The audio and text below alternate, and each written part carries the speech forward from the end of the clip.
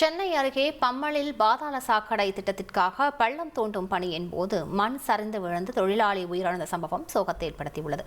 கூடுதல் தகவல்களை செய்தியாளர் பவித்ரகுமார் வழங்க கேட்கலாம். பவித்ரகுமார், அந்த தொழிலாளியின் உடல் எப்படி மீட்கப்பட்டது? இந்த விபத்து எப்படி நடந்தது? விவரங்களை பதிவு பண்ணுங்க பவித்ரகுமார். வணக்கம். ஆமாம், இது ஒரு மிகுந்த வருத்தம் அளிக்கும் சம்பவமாக அமைந்துள்ளது. தாம்பரம் மாநகராட்சியின் பம்மல் பகுதியில் 1வது மண்டலத்தின் கீழ் நடைபெற்று வரும் பாதாள சாக்கடை திட்ட பணிகளின் கடந்த 6 மாதங்களாக தனியார் ஒப்பந்த நிறுவனத்தினால் முன்னெடுக்கப்பட்டு வருகிறது.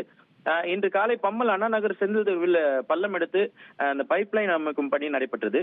அந்த நேரத்தில் சேலத்தை சேர்ந்த கூலி தொழிலாளி அருள், வயது 45, அவர் பள்ளத்தில் இறங்கி பைப்லைன் பொருத்தும் பணியில் ஈடுபட்டிருந்தார்.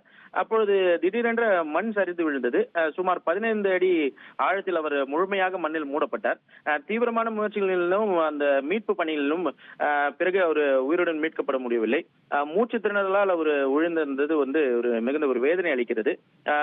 சம்பவம் குறித்து சங்கர் நகர் காவல்துறையினர் விசாரணை மேற்கொண்டு வருகின்றனர்.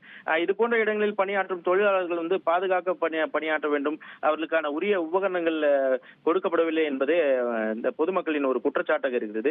இந்த நிலையில் இந்த சம்பவத்தின் பின்னணியில் பொதுமக்கள் மிகுந்த ஒரு மன உளையாக இருக்கிறது என்று அவர்கள் வேதனையை வெளிப்படுத்தி வருகின்றனர்.